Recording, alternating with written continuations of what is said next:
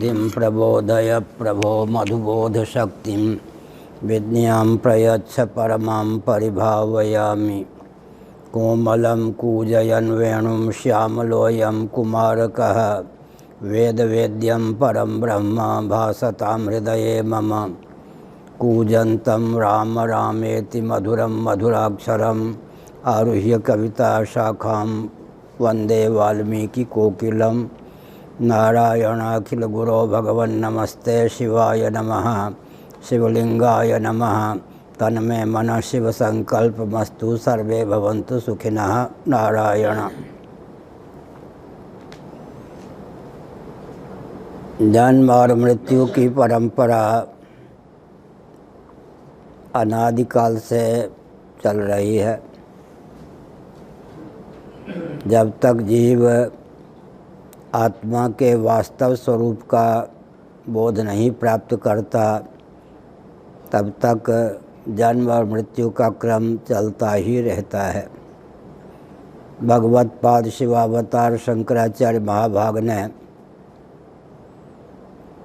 मणिरत्नमाला, जिसका दूसरा नाम है प्रश्नोत्तरी, उसमें एक अद्भुत प्रश्न उपस्थापित किया कि अनंत कोटि ब्रह्मांड में असंख्य प्राणी प्रतिक्षण जन्म लेते हैं, परंतु प्रामाणिक रीति से विचार करने पर किसका जन्म लेना सार्थक सिद्ध होता है। उन्होंने स्वयं ही उत्तर दिया, यस्य पुनर्न जन्म। जो पुनर्भव को जीतने की भावना से जन्म लेता है, पुनर्भव की योग्यता को जीवन काल में ही जला डालने में समर्थ होता है, प्रामाणिक रीति से विचार करने पर उसी का जन्म लेना सार्थक सिद्ध होता है। दूसरा प्रश्न भगवत पाद आदि शंकराचार्य महाभाग ने उपस्थापित किया कि अनंत कोटि ब्रह्मांड में असंख्य प्राणी प्रतिक्षण देह त्याग करते हैं अर्थात मरते हैं, लेकिन किस प्राणी का मरना सार्थक सिद्ध होता है। उन्होंने अनुग्रह पूर्वक स्वयं उत्तर दिया कि यस्य पुनर्न मृत्यु, जो पुनर्मृत्यु को प्राप्त नहीं होते, न रहे बाँस न बने बाँसुरी, न बने बाँसुरी न बजे बाँसुरी, जिनका पुनर्भव ही नहीं होता, उन्हें मृत्यु का पुनः मुख भी नहीं देखना पड़ता। भगवत गीता के 5वें अध्याय में भगवान श्री कृष्ण चंद्र का वचन है, यही वितर्जिता सर्गो येषां साम्य स्थितं मनः निर्दोषम ही समम ब्रह्म तस्मात् ब्रह्मणि ते स्थिताः।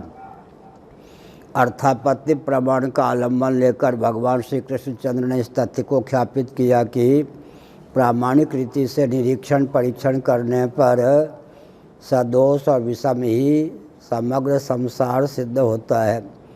जो भी अनात्मा प्रपंच है वो सदोष और विषम है। केवल भगवत तत्व ही एकमात्र ऐसा है जो निर्दोष और सम है।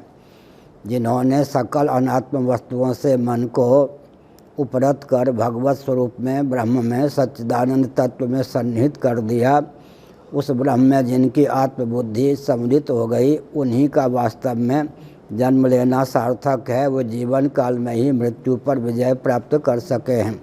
जन्म और मृत्यु की अनादि अजस्र परंपरा का आत्यंतिक उच्छेद करने में जो सफल होता है, उसी का वस्तुतः जन्म लेना सार्थक होता है। मैंने संकेत किया। एक बहुत विचित्र बात है कि 84 लाख योनियों में कोई भी ऐसा शरीर नहीं है जो शरीर कभी हमको सुलभ नहीं था। इसलिए एक शरीर को लेकर कैसी अहमता, कैसी ममता। फिर भी व्यक्ति उन्मत्त रहता है। वो समझता है कि मेरा मानव प्रथम जन्म है, लेकिन आत्म तत्व देह त्याग से भी मृत्यु को प्राप्त नहीं होता। एक बहुत विचित्र बात है, जात श्री ध्रुव मृत्यु। भगवान श्री कृष्ण का यह वचन नास्तिक आस्तिक उभय सम्मत है। जिसका जन्म हुआ है उसका मरण स्वाभाविक है, सुनिश्चित है। लेकिन भगवान का यह वचन ध्रुवम जन्म मृतस्य च, अगर कोई अकृतार्थ होकर देह त्याग करता है तो पुनर्भव को अवश्य प्राप्त करता है। ऐसी स्थिति में अंतिम सांस के पहले ही जन्म मृत्यु की अनादि अजस्र परंपरा का उच्छेद कर लेना चाहिए। इसके लिए ब्रह्मात्म तत्व का विज्ञान अत्यंत अपेक्षित है।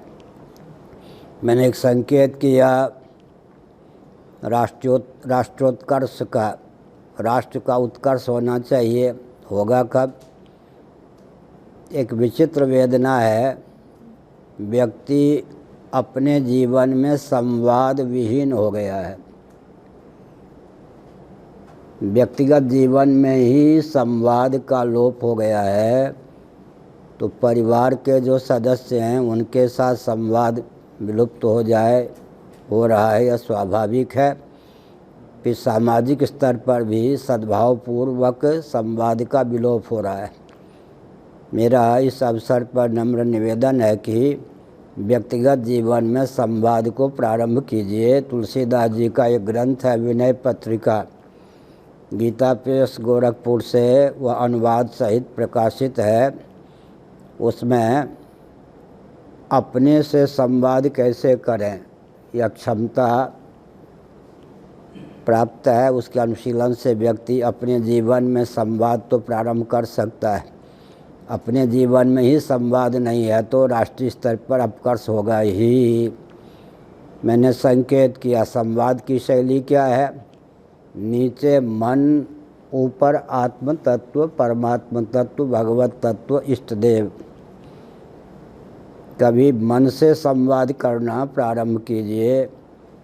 मन को संवाद पर चलाने के लिए प्रेरित करने की क्षमता अपने जीवन में अर्जित कीजिए। मन को समझाइए, और कहीं मन न मान सके तो भगवान जो हैं जगदीश्वर ऊपर, उनसे निवेदन कीजिए कि प्रभु आपका अनुग्रह प्राप्त किए बिना मैं अपने मन को संयत नहीं रख सकता। इसका मतलब बहुत बढ़िया एक आख्यायिका प्रस्तुत करने में उद्यत हुए भगवान श्री कृष्ण। लोगों को यह न हो जाए या कोई इतिहास है। महाभारत में इतिहास भी है और विचित्र ढंग से कहीं कहीं आख्यायिका भी है। तो भगवान श्री कृष्ण का वचन है, अहम गुरुर महाबाहो मनः शिष्यम च विद्धि में। गुरु और शिष्य का जो मैंने संवाद प्रस्तुत किया है, यह कोई बाह्य घटना नहीं है। मैंने अपने को ही गुरु और अपने मन को ही शिष्य बनाकर जो संवाद प्रस्तुत किया, उसी को आख्यायिका के रूप में प्रस्तुत किया है। इसका मतलब स्वयं को गुरु और मन को शिष्य बनाना नहीं जानते तो व्यक्तिगत जीवन में संवाद नहीं होगा। मन को द्वासुपर्णा की दृष्टि से, द्वौसुपर्णव की दृष्टि से शिष्य समझिए, सखा समझिए, सेवक समझिए। तीन संबंध मन के साथ जोड़ना चाहिए। मन हमारा शिष्य है, सखा है, सेवक है। और मन को समझाने में जो समर्थ हो जाता है, अब मनोनिग्रह के लिए भगवान से प्रार्थना जो करता है, उसके जीवन में दिव्यता आती है। ऊपर भगवान, नीचे मन, दोनों से संवाद अगर प्रतिदिन होगा तो जीवन में उत्कर्ष की प्राप्ति होगी। साथ ही साथ श्रीमद् भागवत में दत्तात्रेय महाभाग का जीवन चरित्र संकलित है। भगवान दत्तात्रेय जी ने क्या किया, कहीं विधिमुख से, कहीं निषेध मुख से शिक्षा प्राप्त करने का मार्ग प्रशस्त किया। बहुत से तत्व हैं, पृथ्वी, जल, तेज, वायु, आकाश, बहुत से स्थावर जंगम प्राणी हैं, लेकिन शिक्षा लेने की क्षमता होनी चाहिए। किसी के गर्हित कर्म की निंदा करना उचित नहीं है। दत्तात्रेय जी ने निषेध मुख से उस व्यक्ति को गुरु बना लिया, दीक्षा लिए बिना। ऐसी विसंगति मेरे जीवन में न पड़े, क्योंकि वेदादि जो शास्त्र हैं कहीं विधि मुख से शिक्षा देते हैं, कहीं निषेध मुख से शिक्षा देते हैं। तो हमको भी जीवन में कहीं विधि मुख से शिक्षा लेनी चाहिए। किसी के जीवन में कोई दिव्यता है तो विधि मुख से शिक्षा लेकर अपने जीवन में उसे उतारने का प्रयास करना चाहिए। किसी के जीवन में कोई निंद्य आचरण है तो उसे भी गुरु बनाना चाहिए, अर्थात मुझे इस प्रकार के निंद्य आचरण से दूर रहना चाहिए। विधि मुख से, निषेध मुख से जो शिक्षा नहीं लेता उसके जीवन में उत्कर्ष नहीं होता है। तो मैंने बचपन से दत्तात्रेय महाराज को अपना मार्गदर्शक समझकर ऋषिकेश में मैंने उनकी उपासना भी की है, गुप्त रीति से, प्रकट रीति से। तो दत्तात्रेय जी की शैली में मैं जड़ चेतन सबसे शिक्षा नित्य ले लेता हूँ। दत्तात्रेय जी महाराज ने 24 गुरु बाह्य बनाया।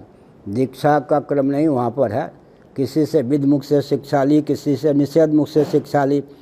पृथ्वी में भी कोई गुण है ना, धारणा शक्ति है, धारण की शक्ति है, क्षमा की शक्ति है, जल में कोई दिव्य गुण है, अग्नि में कोई दिव्य गुण है, वायु में कोई दिव्य गुण है, आकाश में कोई दिव्य गुण है, विविध प्राणी हैं, उनमें एक न एक दिव्य गुण की प्रतिष्ठा होती है।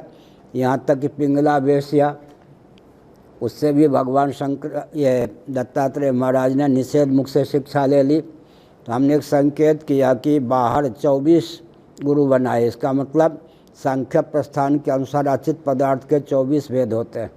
25वां गुरु अपने जीवन को बनाया, अर्थात प्रत्यगात्म तत्व को सांख्यों के अनुसार 25 तत्व हैं। चित धातु को पुरुष कहते हैं, अचित पदार्थ के 24 प्रभेद हैं। दत्तात्रेय महाभाग ने 25 गुरु बनाकर यह शिक्षा दी कि जो भी जड़ चेतन है सबसे शिक्षा लेना प्रारंभ कीजिए। सीमित सीमित जल भरई तरावा, जिम सद्गुण सज्जन पह आवा। इस प्रकार से हम दत्तात्रेय महाराज की शैली में काम करें तो जीवन उत्कर्ष हो सकता है। हमने लगभग 6 महीने पहले अपने जीवन का अंकन किया। कोई ऐसा दिन नहीं जाता होगा जिस दिन हम अपने जीवन का अंकन न करते हो, मूल्यांकन न करते हो, निरीक्षण न करते हूँ। मैं समझता हूँ जो व्यक्ति आत्मनिरीक्षण किए बिना, जीवन की दिनचर्या की समीक्षा किए बिना सो जाता है, वो मानो अपने आप को मृत्यु के मुख में झोंक देता है। तो मैंने समीक्षण किया कि पूरा जीवन इस भगवान तो अंतर्यामी है, उनसे तो कुछ छिपा नहीं है, लेकिन इस आयु तक कोई ऐसा व्यक्ति नहीं है जिसके सामने मेरा पूरा जीवन रहा हो। कोई माता रही होगी, कोई पिता रहे होंगे, उनके सामने भी मेरा पूरा जीवन नहीं है। 17 वर्ष की आयु में इधर आ गया, कोई ऐसा व्यक्ति नहीं है जिसके सामने मेरा पूरा जीवन हो। पलने से लेकर अब तक पूरा जीवन मेरा अपने सामने है। और भगवान की दृष्टि में तो सबका जीवन है, भगवान अंतर्यामी है। तो मैंने पाया कि अनर्गल किसी को दबाना नहीं, और अनर्गल कोई दबावे तो दबना नहीं। ये बचपन से स्वभाव सिद्ध गुण है, ये स्वभाव ही बन गया है। किसी कोई दबाना चाहे, चाहे वो कितना पराक्रमी हो, अनर्गल कोई दबाना चाहे तो दबना नहीं। चींटी तक को भी अनर्गल क्या है, दबोचे नहीं। कोई दीन है, हीन है, प्रतिक्रिया नहीं कर सकता, लेकिन उसे भी स्नेह देना चाहिए, सम्मान देना चाहिए, उसको भी दबाने का प्रयास नहीं करना चाहिए। एक ही नियम जीवन में ले ले, अनुचित ढंग से न दबना न किसी को दबाना, पूरा जीवन संघर्षमय रहेगा। जब जीवन संघर्ष में रहेगा तो जीवन में दिव्यता आएगी। जब मैं शंकराचार्य हो गया, सच्ची बात है, मैं झूठ तो बोलता नहीं जानबूझ के। अब रामलाल किसी का नाम है, उसके बदले श्यामलाल निकल जाए, वो तो प्रमाद है। जानबूझ के झूठ बोलना मुझे आता ही नहीं। तो ये शंकराचार्य होने के बाद बंद कमरे में बहुत रोया। मैं प्रसन्न नहीं हुआ, रोया कि जीवन का अंतिम समय आ गया। शंकराचार्य बन गए, बना दिए गए। 2-3 साल तक हम भगते रहे, फिर भी यहाँ बुला करके कि मेरा स्वास्थ्य खराब है, तुम आ जाओ देखने, और घेर करके मुझे शंकराचार्य के पद पर प्रतिष्ठित कर दिया गया। सच्ची बात तो यही है। तो एकांत में मैं रोया। क्यों रोया? अब धन मान के लिए घूमते रहो, चांदी सोने के आसन पर बैठते रहो, सबको यूँ करते रहो, ये तो जीवन का अंत हो गया। जीवन का अंत कब हो जाता है? बस सबको सिखाने का मार्ग प्रशस्त करें, सीखने का मार्ग छोड़ दें। मैंने रोया, सच्ची बात है, रोया एकांत में, तो जीवन का नाश हो गया। फिर मैंने एक प्रतिज्ञा ली, वही पुरानी प्रतिज्ञा, वही पुराना स्वभाव, न दबना न दबाना। पद का उपयोग धनमान के लिए नहीं करना, जीवन का उपयोग, ये जो पवित्र पद है हरिहर की परंपरा में, इसको दिव्य रीति से संचालित करने में करना। शंकराचार्य पूजा प्रतिष्ठा धनमान के लिए ये पद नहीं मिला है। संघर्ष करो, और सनातन वैदिक आर्य जो सिद्धांत है विश्व स्तर पर दार्शनिक वैज्ञानिक व्यावहारिक ढंग से उसकी उपयोगिता को सिद्ध करो। संघर्षमय, सात्विक संघर्ष, किसी के मानवर्धन की भावना से नहीं, सन्मार्ग पर चलने की भावना से, सत्याग्रह की भावना से संघर्षमय जीवन हो, तब प्रसन्नता हुई।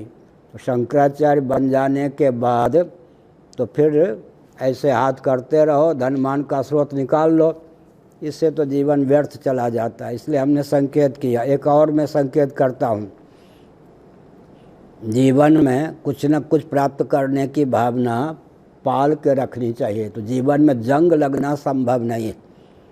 मान लीजिए किसी को तत्व ज्ञान है भगवत कृपा से, गुरु गोविंद ग्रंथ की कृपा से, फिर भी व्यावहारिक धरातल पर वो कुछ सीखने का प्रयास करे, सीखने का प्रयास करे। जब होता है व्यक्ति को बस मैं पंडित हो गया, बस जो दिव्य गुण भी अहं की सीमा में आ जाते हैं वो व्यक्ति को असुर बना देते हैं। मैं विद्वान, अहम के घर में विद्या आई नहीं कि वो विद्या सीमित हो गई। इसलिए मैंने संकेत किया कि जीवन में दिव्यता की प्रतिष्ठा के लिए पहले अपने जीवन में सद्भावपूर्वक संवाद, मन से संवाद कीजिए, उधर जीवन धन जगदीश्वर से संवाद कीजिए। फिर हम लोग हैं ये जितेंद्र महापात्र जी, मनोज जी, स्वामी जी, निकेश जी जानते हैं, कोई भी महत्वपूर्ण निर्णय लेना होता है हम अकेले लेते हैं क्या? मान लीजिए एकाएक कोई निर्णय लेना हो, मन में भाव आ जाए तो आगे पीछे उसका महत्व बता देते हैं कि हमने जो निर्णय लिया इसके पीछे। तो हमारे यहाँ क्या होता है, जिस बार जैसे जो कुछ आज दिया था क्या संदेश, आज दिया, एकाएक भाव आया, मैं तो लिख पढ़ रहा था, एकाएक भाव आया किस प्रकार का संदेश देना है, कागज़ उठाया 5 मिनट में लिखा, स्वामी जी को बुलाया, फिर कहा कि मनोज जी को भी सुनाइए, जितेंद्र जी को सुनाइए। उसके बाद हुआ कि बहुत बढ़िया है, प्रसारित कर दिया। तो हमारे यहाँ रामराज क्यों है? शंकराचार्य के पद पर प्रतिष्ठित होने पर भी मैं किससे राय लूँ, सबसे बड़ा हूँ, ये भावना नहीं। मिलजुल कर काम करने से क्या होता है, सबकी सहभागिता होती है, सबका अपनत्व होता है। और एक विचित्र बात है, जिन जिन महात्माओं को, महात्मा वेश में जिन जिन व्यक्तियों को मैंने देखा कि वो किसी से राय नहीं लेती थी महिला, या राय नहीं लेते थे पुरुष, लोग समझते थे मेरे गुरुजी सर्वज्ञ हैं, किसी से राय लेने की, परामर्श लेने की बात नहीं। उनका शरीर छूटा नहीं कि उनका संस्थान रसातल में पहुंच गया। लेकिन राय लेने वाले को लोग समझते हैं कि अगर ये मूर्ख ना होते तो राय क्यों लेते। जो आपको मूर्ख समझे राय लेने पर, उनसे राय मत लीजिए, लेकिन मिलजुल के परस्पर सद्भावपूर्वक संवाद के माध्यम से कार्य करने पर बहुत सफलता मिलती है। तो हमने संकेत किया। अभी समय पर्याप्त हो गया है, फिर भी मैं संकेत करता हूँ कि विश्व स्तर पर जो अभियान चल रहा है वो यह है कि वैदिक महर्षियों के द्वारा चिर परीक्षित और प्रयुक्त जो सिद्धांत हैं वे इस रॉकेट, कंप्यूटर, एटम, मोबाइल के युग में भी सर्वोत्कृष्ट हैं। हम दर्शन, विज्ञान, व्यवहार तीनों में सामंजस्य साध करके बोलते हैं। कहाँ से प्रेरणा मिली? यह दिव्यता तो भगवत कृपा से पहले से थी, पर पूज्य गुरुदेव जिनका आलोक हम दर्शन कर रहे हैं, धर्म सम्राट स्वामी श्री करपात्री जी महाभाग हम लोगों को पढ़ा रहे थे काशी में। हमारी ओर मुख करके उन्होंने कहा कि सुनो, भविष्य में नास्तिकता का तांडव नृत्य होगा। तो मेरी बात गांठ बांध लो, श्रुति, युक्ति, अनुभूति तीनों में सामंजस्य साध करके बोलना, लिखना, उसी से विजयी हो गए, और कोई मार्ग नहीं। पहले से मैं इसका ध्यान रखता था, लेकिन मैंने पूज्य गुरुदेव का आदेश समझ करके हजारों ढंग से श्रुति, युक्ति, अनुभूति को डालने का प्रयास किया। तो आज पूरे विश्व में अगर कोई अपने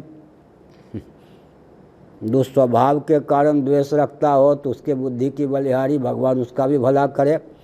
लेकिन कहीं भी विश्व में मुस्लिम तंत्र हो, क्रिश्चियन तंत्र हो, कम्युनिस्ट तंत्र हो, किसी तंत्र से हमारी आलोचना, निंदा नहीं होती। जो द्वेष रखते हैं एक दो व्यक्ति, वो भी मन से अपने मन को दबा करके ही द्वेष रखते हैं। उनका मन भी कोसता है कि ऐसे व्यक्ति से द्वेष नहीं रखना चाहिए। इसका मतलब क्या हुआ? हम किसी से द्वेष नहीं रखते, सबका हित का भाव रखते हैं। तो हमने एक संकेत किया।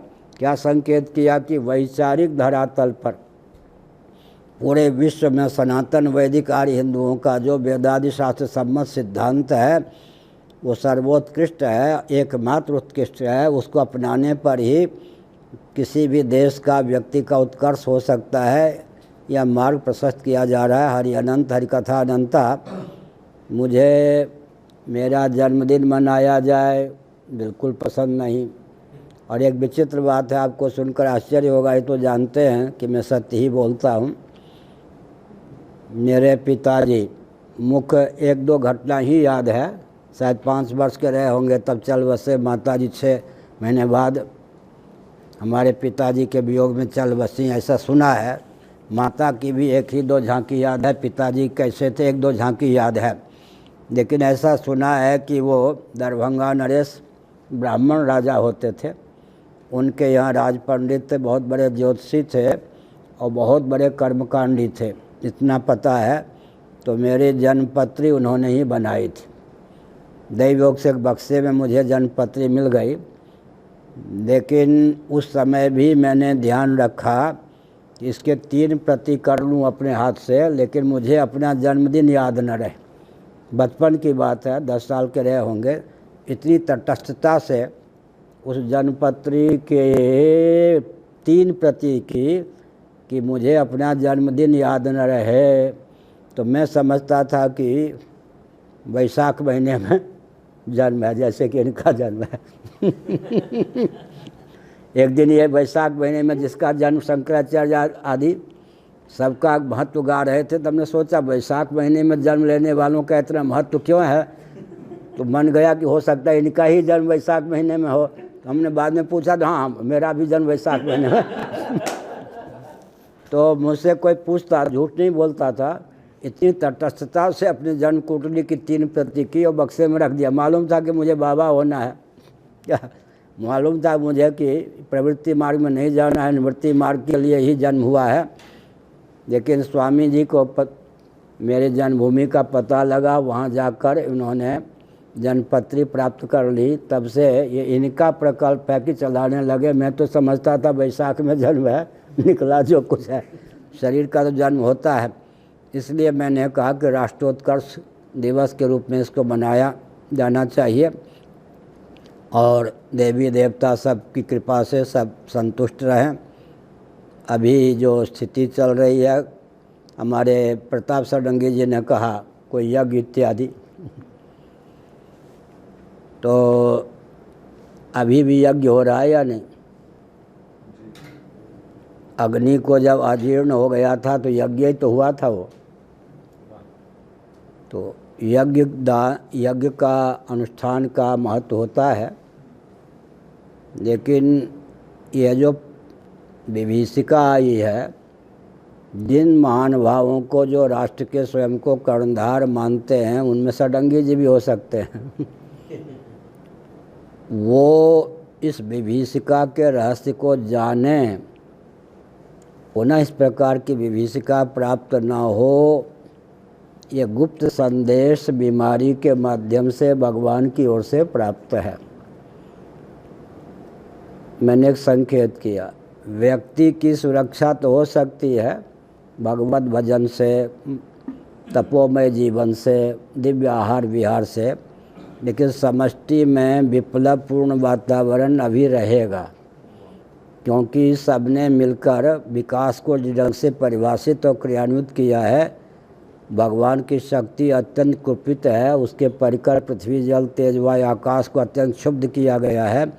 जिस दिन राष्ट्र के विधाता माने जाने वाले जो व्यक्ति हैं, कम से कम भारत, नेपाल, भूटान या भारत ही केवल, वो समझ जाएंगे कि ये जो बीमारी आई है ये गुप्त शिक्षा क्या दे रही है।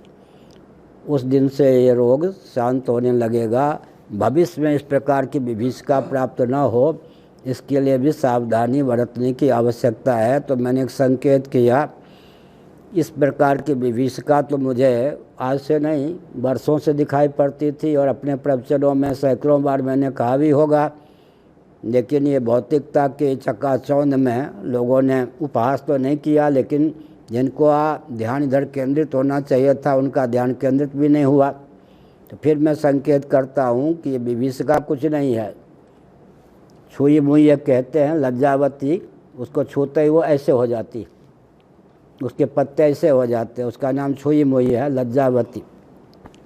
इसी प्रकार ये विभीषिका भी लज्जावती है, मतलब अपने आप को, भगवान की शक्ति होती है ना प्रकृति, भगवान की शक्ति तो अपने जब चाहे अपने कुपित रूप को हटा सकती है, जब चाहे तो अपने आप कुपित रूप को प्रकट कर सकती है।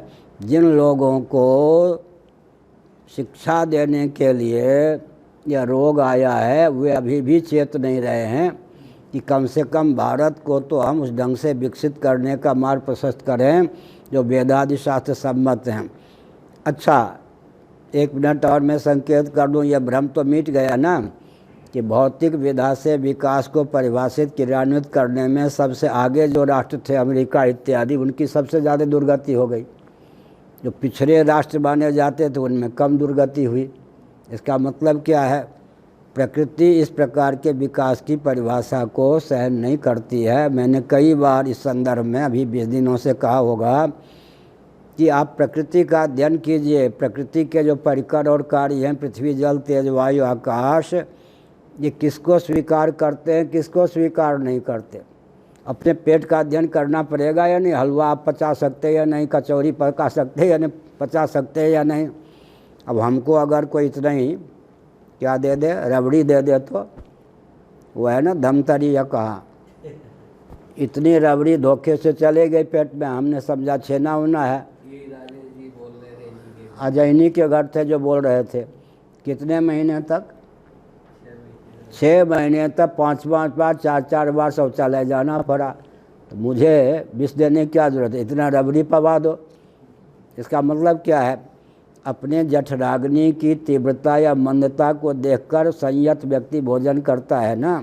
इसी प्रकार मैंने एक संकेत किया, क्या संकेत किया कि पृथ्वी किसको सह सकती है, किसको नहीं, जल किसको सह सकता है, किसको नहीं, तेज किसको सह सकता है, किसको नहीं, वायु किसको सह सकता है, किसको नहीं, आकाश किसको सह सकता है, किसको नहीं, प्रकृति किसको सह सकती है, किसको नहीं।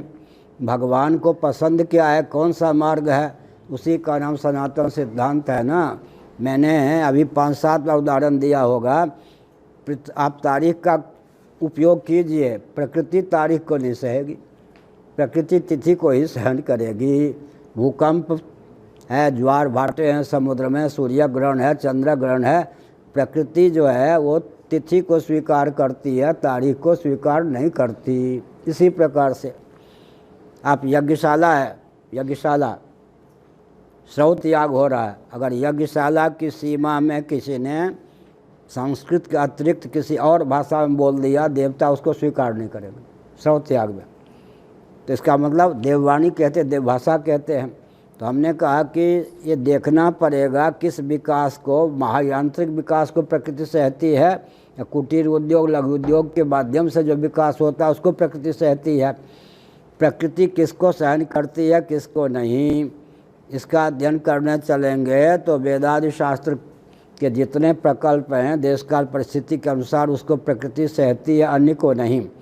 इस प्रकार प्रकृति के अनुशीलन और अध्ययन का मार्ग प्रशस्त हो जाने से विभीषिका आई है। भगवान से प्रार्थना है कि यह विभीषिका शांत हो और राष्ट्र के, देश के, विश्व के विधायक, भाग्य विधाता जो अपने आप को मान बैठे हैं, उनको यह भगवत कृपा से सद्बुद्धि प्राप्त हो कि वे सनातन शास्त्र सम्मत विधा से दर्शन, विज्ञान, व्यवहार में सामंजस्य साध करके विकास का मार्ग प्रशस्त करें। 10 बज गया, 10 बज गया ना। श्री राम जय राम, जय जय राम, श्री राम जय राम, जय जय राम। धर्म की अधर्म का प्राणियों में, विश्व का, गौ माता की, गो हत्या, भारत, सर्वभूत हृदय धर्म सम्राट स्वामी श्री करपात्री जी महाराज की, श्री जगन्नाथ महाप्रभु की, श्री बलभद्र महाप्रभु की, भगवती सुभद्रा देवी की। हे अच्युत हे अनंत हे गोविंद, हे अच्युत हे अनंत हे अच्युत हे अनंत हे गोविंद। षडंगी जी ने कहा कोई यज्ञ आदि में तो बहुत खर्च होता है, ये भगवान नाम संकीर्तन भी तो यज्ञ है, नाम यज्ञ। तो ये जो 3 नाम हैं, धन्वंतर जी का कथन है, सब प्रकार की विपत्ति, सब प्रकार के संकट को दूर करने में समर्थ है। प्रत्येक व्यक्ति कम से कम 15 मिनट तो इन नामों का संकीर्तन करे। सामूहिक रूप से संकीर्तन करेंगे तो उसके परमाणु चारों ओर फैलेंगे, इससे रोग का निवारण होगा। हे अच्युत हे अनंत हे गोविंद। हे अच्युत हे अनंत हे गोविंद। हे अच्युत हे अनंत हे गोविंद। हे अच्युत हे अनंत हे गोविंद। हे अच्युत हे अनंत हे गोविंद। हे अच्युत हे अनंत हे गोविंद। शिव शिव जपत मन आनंद। जेहि सुमिरत विघ्न विनशत। कटत यम के फंद। शिव शिव जपत मन आनंद। हे अच्युत हे अनंत हे गोविंद।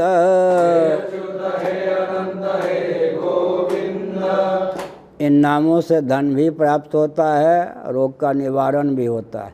हे अच्युत हे अनंत हे गोविंद। हे अच्युत हे अनंत हे गोविंद। हे अच्युत हे अनंत हे गोविंद। हर हर महादेव।